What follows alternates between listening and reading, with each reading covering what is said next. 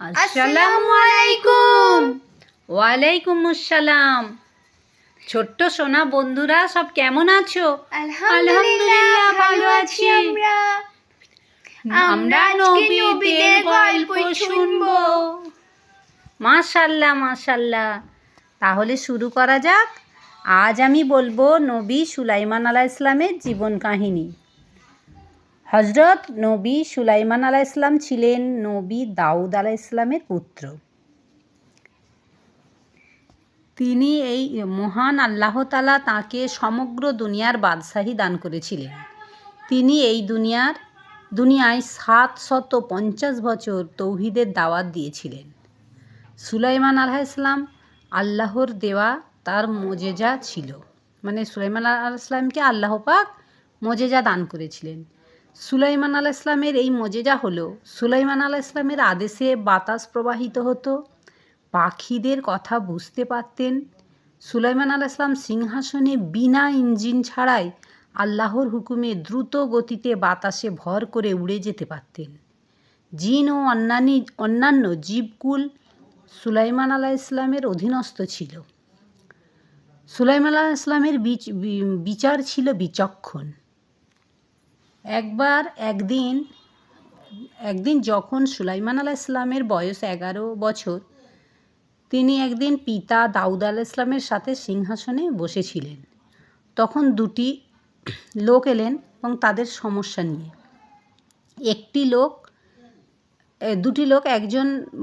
একজন বলল যে আমার আঙ্গুর ক্ষেতে সব আঙ্গুর ও ক্ষেত দ্বিতীয় জনের ভেড়া সব নষ্ট করে দিয়েছে। দ্বিতীয় জন বলল এই কথাটা। তখন হযরত দাউদ আলাইহিস সালাম জিজ্ঞাসা করলেন, এই কথাটা কি সত্যি? তখন দ্বিতীয় জন বলল যে এই কথাটা সত্যি, কিন্তু ক্ষতিপূরণ দেওয়ার মতো আমার কোনো কিছুই অর্থ নেই। আমার এই ভেড়াই সম্বল। ভেড়া থেকেই আমি যা কিছু আয় উপার্জন করি, তা আমি সব কিছু আমার প্রয়োজন মেটাই। তখন দাউদ আলাইহিস সালাম বিচার করে দ্বিতীয় লোকটিকে ক্ষতিপূরণের জন্য সব ভেড়া প্রথম লোকটাকে দিয়ে দিতে বললেন। এই বিচারের পর ছোট্ট শিশু সুলাইমান আলাইহিস সালাম বাবাকে বললেন, ভেড়ার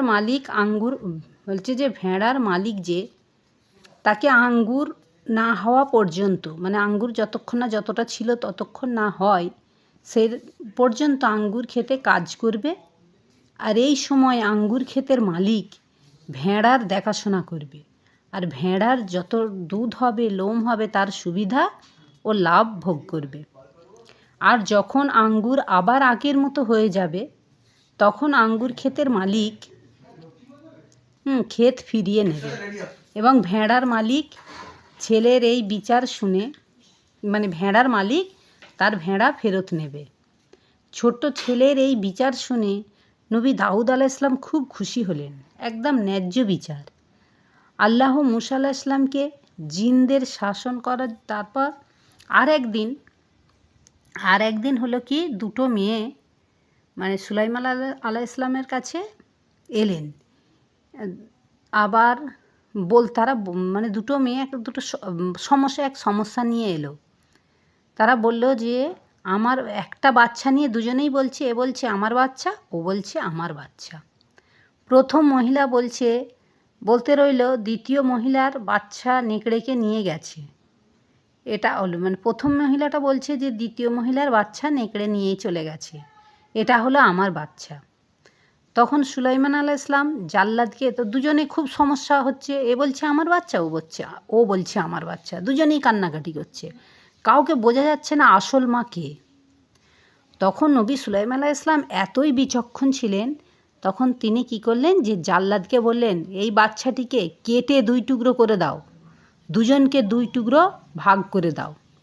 প্রথম মহিলাটি হাও মাও করে কেঁদে বলল, হুজুর বাচ্চাটিকে কাটবেন না, মেরে ফেলবেন না, এই বাচ্চাটি দ্বিতীয় মহিলাটাকে দিয়ে দিন, ওকেই মা বলে ঘোষণা করে দিন, কেননা আমার বাচ্চা বেঁচে থাকলে তাতেই আমি খুশি হব, আমার বাচ্চার দরকার নেই। তাহলেই বোঝা গেল যে কোনটা বাচ্চার মা। যে আসল বাচ্চার মা সে ভাবছে যে আমার কাছে নাই থাক, আমার ছেলেটা তো বেঁচে থাকবে।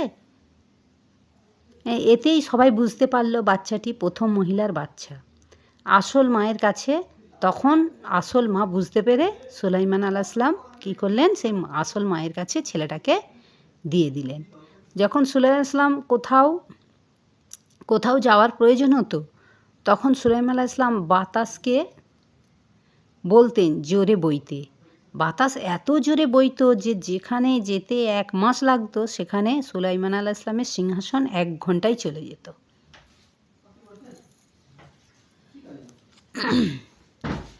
সুলাইমান আলাইহিসসালাম জিনেদের শাসন করার শক্তি, আল্লাহ পাক জিনেদেরকে শাসন করার শক্তি দিয়েছিলেন।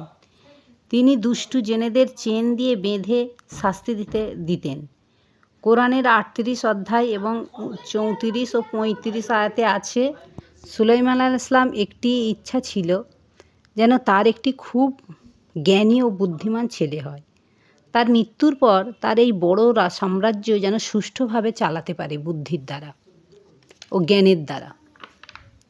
কিন্তু তার একটি পুত্র সন্তান হলো, সেটা ছিল মৃত।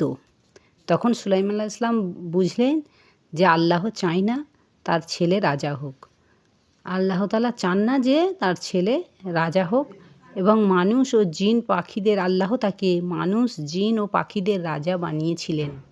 সুলাইমান আলাইহিসসালাম তার বিশাল সেনাবাহিনীকে 3 ভাগে ভাগ করেছিলেন। একটা ছিল পুরুষ মানুষদের সেনা, দ্বিতীয় ছিল জিনেদের সেনা, তৃতীয় ছিল পাখিদের সেনা।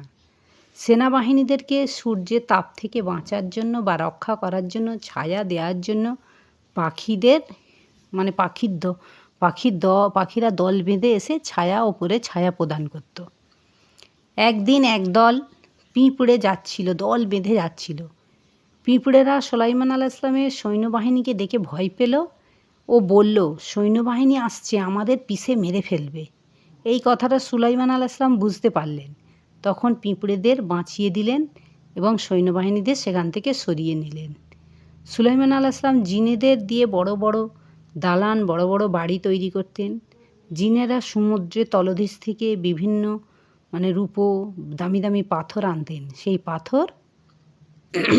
পাথর ঘরে সজ্জিত করা হতো। একবার বাইতুল মুকাদ্দাস মসজিদ বড় করতে চাইলেন। এই মসজিদটা এখনও সুলাইমান টেম্পল নামে পরিচিত। এই মসজিদে যারা নামাজ পড়বে তাদের সকল গুনাহ মাফ করার জন্য আল্লাহর কাছ থেকে সুলাইমান আলাইহিসসালাম দোয়া চেয়েছিলেন। এই দোয়া কবুল হয়েছিল, তাই এই মসজিদে নামাজ